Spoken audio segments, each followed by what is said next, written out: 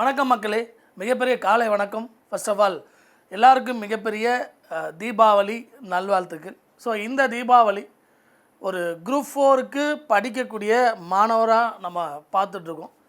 அடுத்த வருஷம் தீபாவளி ஒரு அரசு அதிகாரியாக இந்த தீபாவளியை நம்ம கொண்டாடணும் அப்படிங்கிறது தான் நம்மளோட எண்ணம். அதுக்காக தொடர்ந்து படிச்சுக்கிட்டே இருப்போம். எப்பயுமே வராண்டா ரேஸும் சரி, நாங்களும் சரி உங்கள் கூடவே தொடர்ந்து பயணிச்சுட்டே இருப்போம். இந்த தீபாவளி எப்படி நம்ம ப்ராக்டிஸ் தொடர்ந்து பண்ணுறோமோ அதே மாதிரி அடுத்த தீபாவளி மிகப்பெரிய அளவில் நம்ம செலிப்ரேட் பண்ணுவோம் அப்படிங்கிற நம்பிக்கையில் தான் இன்றைக்கி இந்த வீடியோவை பார்க்க போகிறோம். நம்ம இந்த ஃப்ரீ மார்க் டெஸ்ட் சீரிஸ் அப்படிங்கிறது 25ஆம் தேதி நமக்கு ஸ்டார்ட் ஆக போகுது. ரிஜிஸ்டர் பண்ணாதவங்க கீழே ரிஜிஸ்டர் பண்ணிக்கிங்க.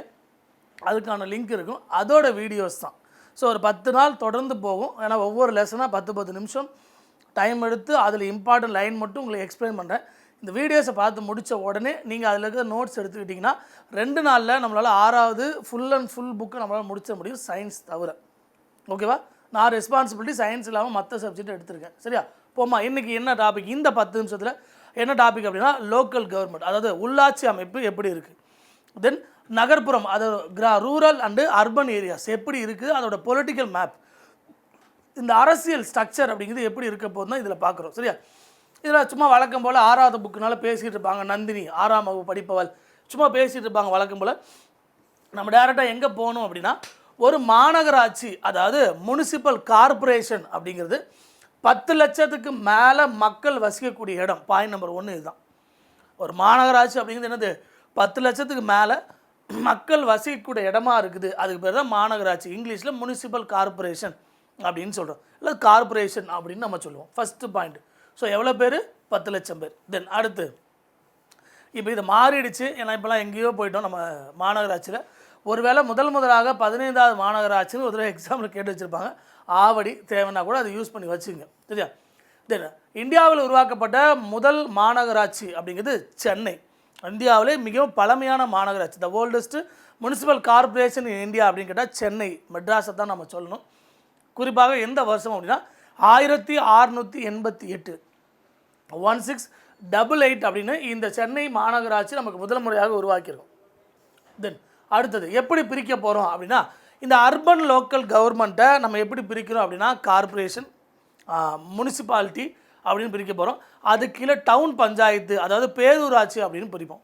டவுன் பஞ்சாயத்து, முனிசிபாலிட்டி, தென் கார்பரேஷன் 3 அடுக்கு. கிராமத்தை village panchayat, panchayat union, district panchayat அப்படின்னு கிராமத்தை நம்ம 3ஆக பிரிப்போம். வில்லேஜ் பஞ்சாயத்து, கிராம பஞ்சாயத்து, பஞ்சாயத்து யூனியன் அப்படின்னு நம்ம சொல்கிறோம். அதாவது ஊராட்சி ஒன்றியம் அப்படின்னு சொல்லுவோம். தென் மாவட்ட ஊராட்சி, டிஸ்ட்ரிக்ட் பஞ்சாயத்து அல்லது டிஸ்ட்ரிக்ட் ஜோனல் அப்படின்னு சொல்லக்கூடிய ஜில்லா பரிஷத் அப்படின்னு இங்கே ஒரு 3 அடுக்கு இருக்குது. இங்கே ஒரு 3 அடுக்கு. பேரூராட்சி, நகராட்சி, மாநகராட்சி, கிராம பஞ்சாயத்து, ஊராட்சி ஒன்றியம், மாவட்ட ஊராட்சி அப்படின்னு சொல்கிறோம். ஸோ இதில் ஒரு 3 டயர், இதில் ஒரு 3 டயர் அப்படின்னு இருக்குது.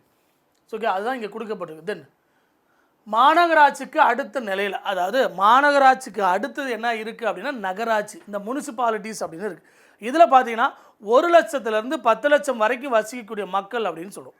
சரியா? அப்போ 10 லட்சத்துக்கு மேலே இருந்தாங்கன்னா அந்த முனிசிபல் கார்பரேஷனாக மாறுது. 10 லட்சத்துக்குள்ளே இருக்காங்க அப்படின்னா அவங்க என்னது? இந்த நகராட்சி அப்படிங்கிற அந்த முனிசிபாலிட்டிக்குள்ளே வராங்க. தமிழ்நாட்டில் முதல்ல உருவாக்கப்பட்ட அந்த நகராட்சி அப்படின்னு பார்த்தீங்கன்னா வாலஜாப்பேட்டை. இதுதான் தமிழ்நாட்டோட முதல் நகராட்சி அப்படின்னு சொல்கிறோம். சரி, இப்போ பார்த்தது சென்னை. அர்பன் லோக்கல் கவர்மெண்ட்டில் எப்படி இருந்துச்சு, ரூரல் லோக்கல் கவர்மெண்ட்டில் எப்படி இருந்துச்சு, ஒரு கார்பரேஷன்னா எவ்வளோ பாப்புலேஷன் இருக்கணும், ஒரு முனிசிபாலிட்டினா எவ்வளோ பாப்புலேஷன் இருக்கணும் அப்படிங்கிறத இது வரைக்கும் நம்ம பார்த்துருக்கோம் இந்த லெசனில். அடுத்து 10,000 பேர் வாழக்கூடிய ஊராக இருந்தால் அது பேரூராட்சி, அதாவது டவுன் பஞ்சாயத்து அப்படின்னு சொல்கிறோம். எவ்வளோ பேர்? 10,000 பேருக்கு மேலே இருந்தாங்க அப்படின்னா அதுக்கு பேர் என்ன சொல்கிறோம்? பேரூராட்சி அப்படின்னு சொல்கிறோம். 10,000 பேருக்கு மேலே இருந்தாங்க அப்படின்னா பாருங்கள், 10,000, 1 லட்சம், 10 லட்சம் அப்படின்னு சொல்கிறோம். தென் இந்தியாவில் முதல் முறையாக பேரூராட்சி என்ற உள்ளாட்சி அமைப்பு தமிழ்நாட்டில் தான் உருவாக்கப்பட்டது. ஃபஸ்ட்டு பேரூராட்சிங்கிறது எங்கே வந்திருக்கு? தமிழ்நாட்டில் தான் வந்திருக்கு அப்படின்னு சொல்கிறோம். ஸோ மாநகராட்சி கார்பரேஷனுக்கு ஒரு IAS ஆஃபீஸர், ஒரு ஆணையராக இருப்பார். நகராட்சி ஆணையர் அப்படிங்கிறது தமிழ்நாடு அரசாங்கத்தால் குரூப் 2 போஸ்ட்டில் நியமிக்கக்கூடியது. தென் எக்ஸிக்யூட்டிவ் ஆஃபீஸர் அப்படின்னு ஒருத்தர் பேரூராட்சிக்கு இருப்பார். டவுன் பஞ்சாயத்தோட EO அப்படின்னு சொல்லுவோம். எக்ஸிக்யூட்டிவ் ஆஃபீஸர் பேரூராட்சிக்கு ஒருத்தர் இருக்க போகிறார். சரியா? அடுத்தது கிராமங்களில் செயல்படும் உள்ளாட்சி அமைப்பு கிராம ஊராட்சி. அப்போ ரூரல் ஏரியாவில் இருக்கக்கூடியது இந்த ரூரல் பஞ்சாயத்து அப்படின்னு சொல்கிறோம், அல்லது வில்லேஜ் பஞ்சாயத்து அப்படின்னு சொல்லுவோம். இது அரசுக்கும் கிராமப்புற மக்களுக்கும் இடையே ஒரு இணைப்பு பாலமாக, ஒரு வில்லேஜாக செயல்படும் அப்படின்னு சொல்லுவோம். ஸோ பாப்புலேஷனை பேஸ் பண்ணி அந்தந்த பகுதிகளே வார்டாக பிரிச்சிடும். வார்டு மெம்பர் சொல்கிறாலும் உங்கள் கிராமத்தோட வார்டு மெம்பர் இவங்க, முதல் வார்டு, ரெண்டாவது வார்டு. அதுக்கப்புறம் என்னாவது பஞ்சாயத்து தலைவருக்கு ஓட்டு போடுவோம், அதுக்கப்புறம் 5000 கவுன்சிலருக்கு ஓட்டு போடுறோம், அதுக்கப்புறம் 50000 கவுன்சிலருக்கு ஓட்டு போடுவோம். கரெக்டாக இதுதான் டிஸ்ட்ரிக்ட் கவுன்சில் அப்படின்னு சொல்லுவோம். தென் அடுத்து என்ன கொடுத்துருக்குறாங்க அப்படிங்கிறத பார்ப்போம். பல ஊராட்சிகள் ஒன்றிணைந்து ஊராட்சி ஒன்றியம் அப்படின்னு சொல்லக்கூடிய இந்த பஞ்சாயத்து யூனியன் அப்படிங்கிறத உருவாக்குது அப்படின்னு அர்த்தம். ஒவ்வொரு ஊராட்சியிலும் ஊராட்சி ஒன்றிய உறுப்பினர்கள் ஒருவர் தேர்ந்தெடுக்கப்படுகிறார். அப்போ ஒரு மெம்பர்ஸ் தேர்ந்தெடுப்பாங்க, தலைவர் தேர்ந்தெடுப்பாங்க, துணைத் தலைவர் மறைமுக தேர்தல் மூலிமா தேர்ந்தெடுக்கப்படுறாங்க. சரியா? இந்த வட்டார வளர்ச்சி அலுவலர் பிளாக் டெவலப்மெண்ட் ஆஃபீஸர் அப்படின்னு சொல்லுவோம். இவர் தான் இந்த ஊராட்சி ஒன்றியத்துக்கு ஒரு எக்ஸிக்யூட்டிவ் ஆஃபீஸராக இவர் செயல்படுவார் அப்படின்னு சொல்கிறார்.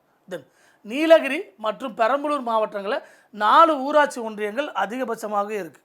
நீலகிரியிலும் பெரம்பலூர் மாவட்டங்களும் இருக்குது. அடுத்து மாவட்ட ஊராட்சி, அதாவது 50000 கவுன்சிலர் அப்படின்னு சொல்கிறோம். 50000 மக்கள் தொகை என்ற அடிப்படையில் மாவட்டம் பல பகுதிகளாக பிரிக்கப்பட்டு டிஸ்ட்ரிக்ட் பஞ்சாயத்து உருவாக்கப்படுது அப்படின்னு சொல்கிறோம். அப்போ 50000 பேர் இருக்கக்கூடியதான் டிஸ்ட்ரிக்ட் பஞ்சாயத்து அப்படின்னு உருவாக்குறோம் அப்படின்னு சொல்கிறோம். சரியா?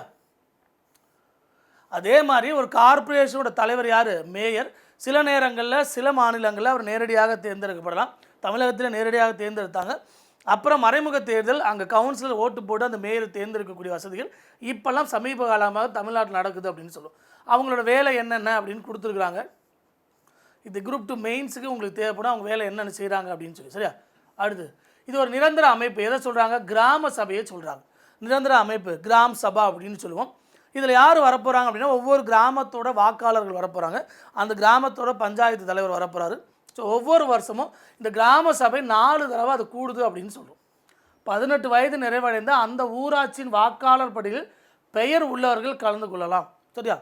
இக்கூட்டம் ஆண்டுக்கு 4 முறை, 4 தடவை ஒரு வருஷத்துக்கு இந்த கூட்டம் நடக்குது. மாவட்ட ஆட்சித்தலைவர் டிஸ்ட்ரிக்ட் கலெக்டர், வட்டார வளர்ச்சி அலுவலர் பிளாக் டெவலப்மெண்ட் ஆஃபீஸர், ஊராட்சி மன்ற தலைவர் உங்கள் பஞ்சாயத்து தலைவர், துணைத் தலைவர், அவங்க வார்டு மெம்பர்ஸ் எல்லாருமே இதை கலந்துப்பாங்க.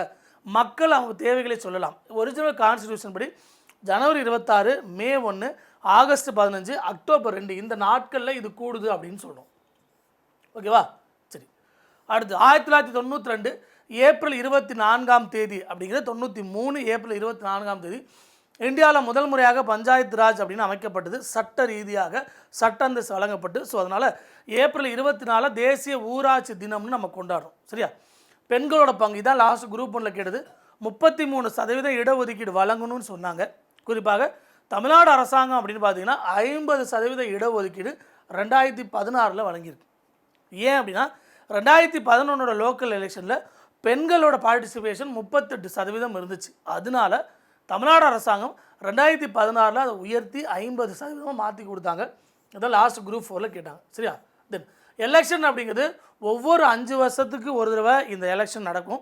இந்த எலெக்ஷன் யார் நடத்துகிறாங்கன்னா தமிழ்நாடு ஸ்டேட் எலெக்ஷன் கமிஷன், மாநில தேர்தல் ஆணையம் இந்த எலெக்ஷன் நடத்தும். இந்த ஸ்டேட் எலெக்ஷன் கமிஷன் யார் அப்பாயிண்ட் பண்ணுவாங்கன்னா நம்ம ஸ்டேட்டோட கவர்னர் தான் இவங்களை அப்பாயிண்ட் பண்ணுறாங்க அப்படின்னு சொல்கிறோம். ஓகேவா? இது ஒரு டீட்டெயில் சும்மா என்ன கொடுத்துருக்குறாங்க. கிராம ஊராட்சிகள் 12524 இருக்குது. ஊராட்சி ஒன்றியங்கள் 388, மாவட்ட ஊராட்சி 31, பேரூராட்சிகள் 528, நகராட்சிகள் 121, மாநகராட்சிகள் 15 அப்படின்னு இருக்குதுன்னு சொல்கிறாங்க. ஓகேவா? இது சும்மா ஒரு டேட்டா, பழைய டேட்டா. இது பெருசாக படிக்க தேவையில்லை, புது டேட்டா நமக்கு தேவைப்படும்.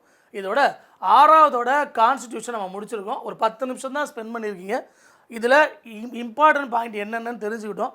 அடுத்த ஒரு 10 நிமிஷம் ஸ்பெண்ட் பண்ணி அதை நோட்ஸாக போட்டு எழுதிட்டிங்கன்னா வரக்கூடிய எக்ஸாமு கட்டாயம் உங்களுக்கு ரொம்ப ஈஸியாக இருக்கும். மறுபடியும் சொல்கிறேன், ஹாப்பி தீபாவளி. இந்த நாளை சிறப்பாக கொண்டாடுங்கள். அடுத்த வருடம் இன்னும் சிறப்பாக அரசு அதிகாரியாக கொண்டாடுறதுக்கு எல்லாருக்குமே மிகப்பெரிய வாழ்த்துக்கள். So all the best. Thank you so much.